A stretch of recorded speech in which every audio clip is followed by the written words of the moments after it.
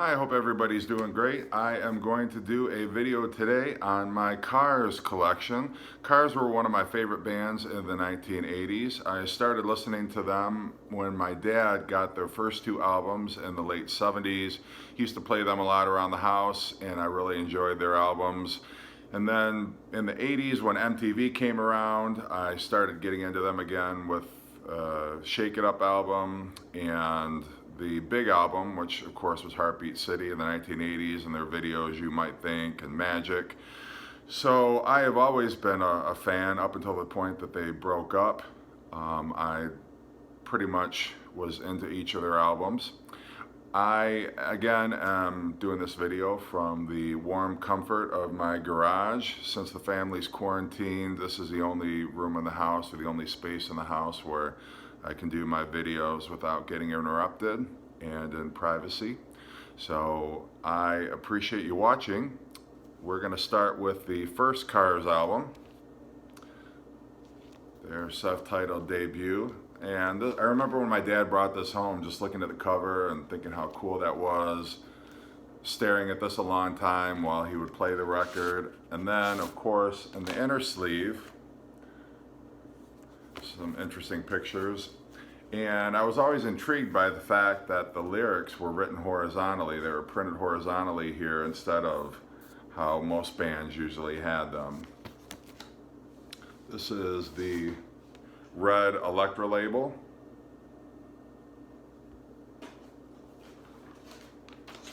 And this album contained most of their biggest hits: Good Time Girl, My Best Friend's Girl, Just What I Needed, and I really love the whole Moving in Stereo and It's All Too Much medley at the end there. So it's probably my favorite Cars album, not only just from a nostalgic standpoint, but also the quality of the songs that were on that album. This is what the cassette looks like.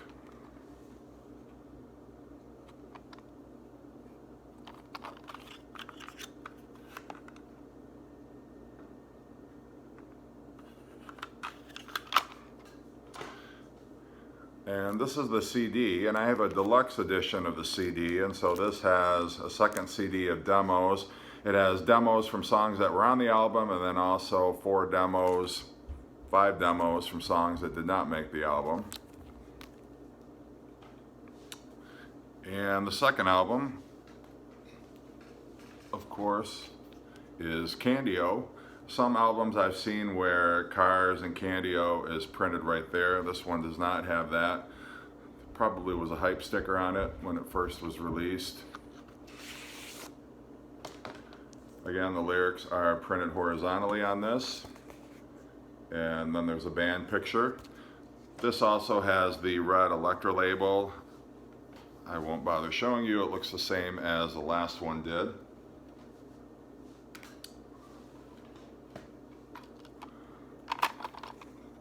This is the Candy-O cassette.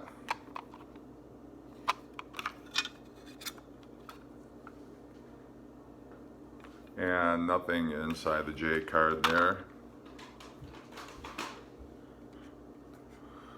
This is the Candy-O CD.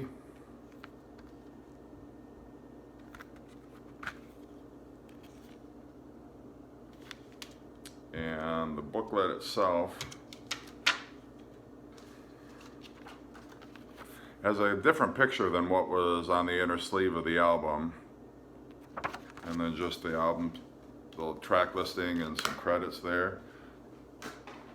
Now, probably the most polarizing Cars album is their third one, which is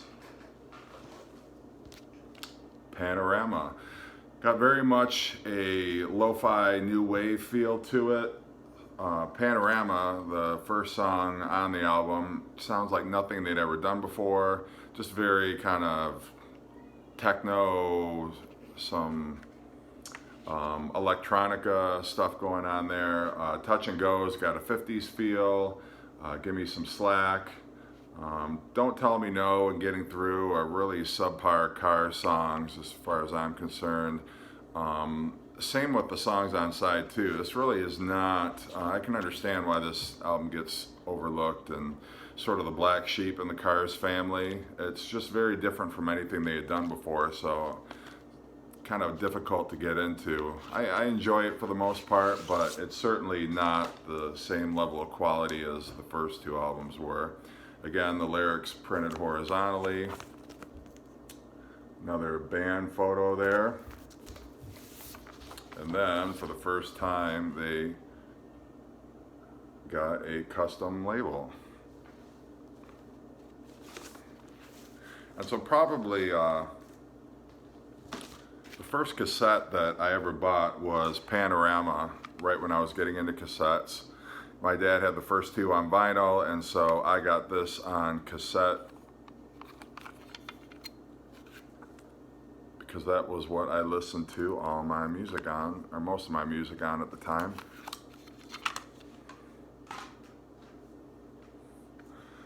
And then this is the CD.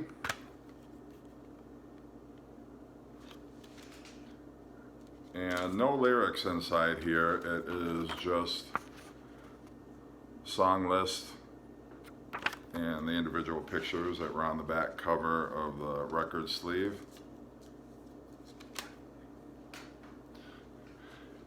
And then they kind of returned to form with Shake It Up. This one, of course, has Since You're Gone and Shake It Up, which were the two biggest hits off this album. I'm Not the One, which I think was a minor hit. It made their greatest hits, although it was a remix. And then the rest of it is not bad. It's certainly, I think, a better album than Panorama. Not quite up to the quality of their first two records, but it's an enjoyable listen. Considering that when this came out, which was 81 or 82.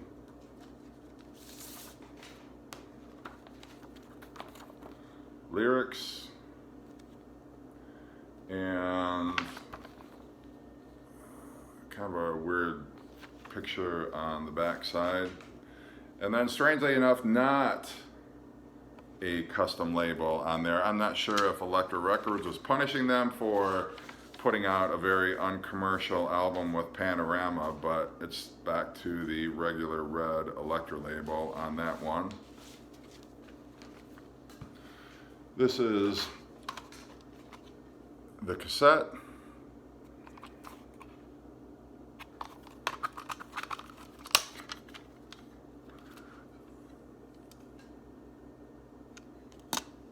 And just a few credits on the J card, nothing too exciting in there.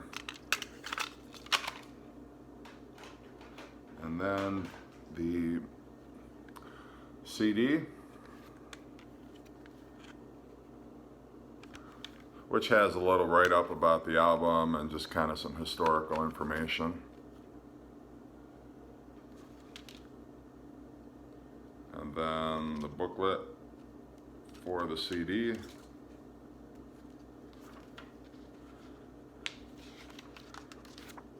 Has lyrics to the songs.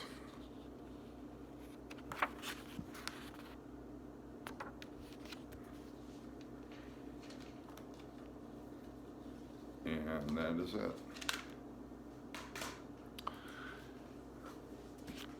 I believe their most commercially successful album was Heartbeat City, and the first gatefold for the band.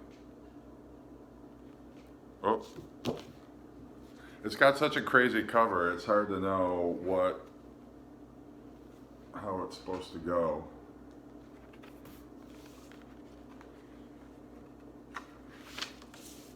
And for the very first time, the lyrics are printed vertically instead of horizontally for some reason. And another custom label there.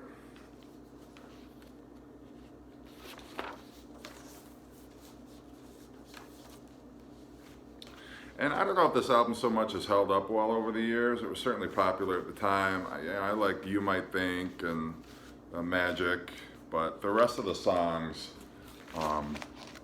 sound kind of dated now. I do like Heartbeat City, but this definitely was an album of its time. I don't think it's held up all that great compared to some of the other contemporary albums at the time. This is the cassette.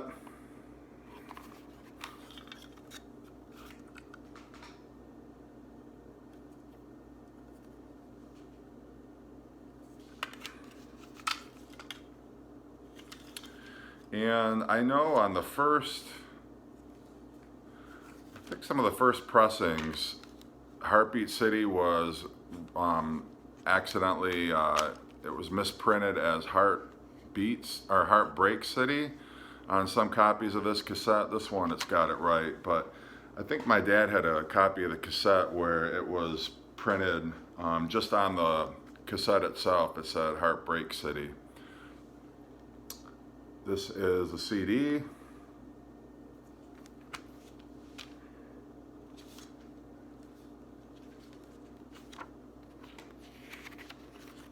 Inside it's got lyrics and pictures.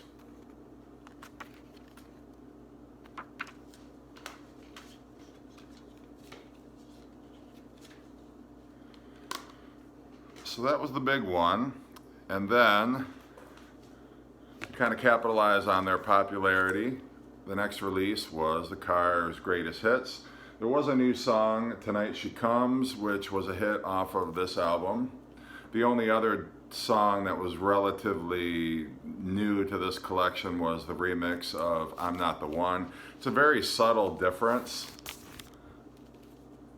but different enough that collectors would be interested in it. And just a regular old Electra label. Nothing fancy this time out. And this is the inner sleeve.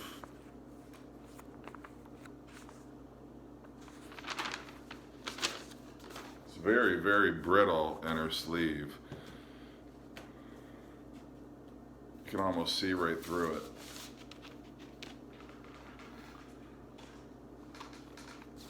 This is the, this is the cassette.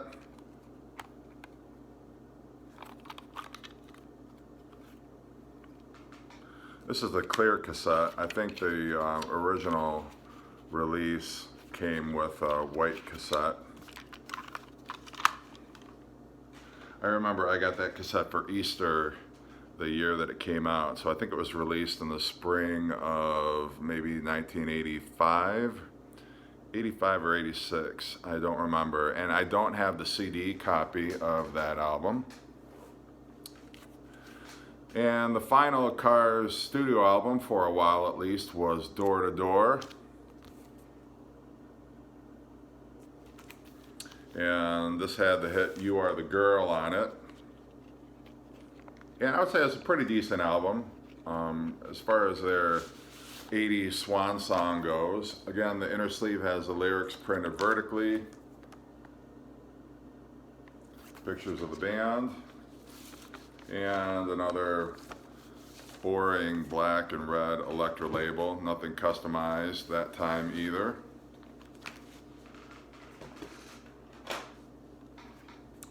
And this is the cassette of Door to Door.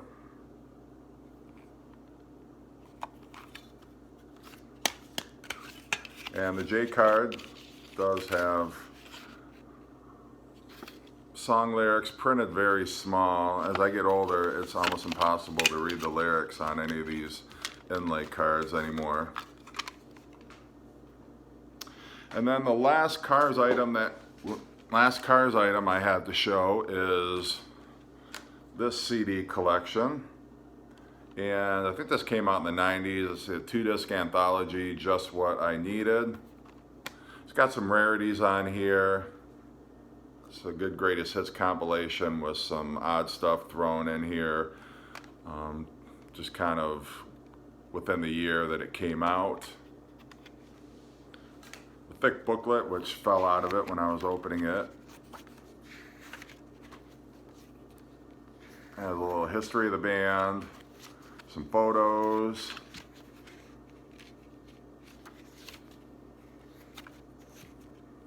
song credits, all that good stuff.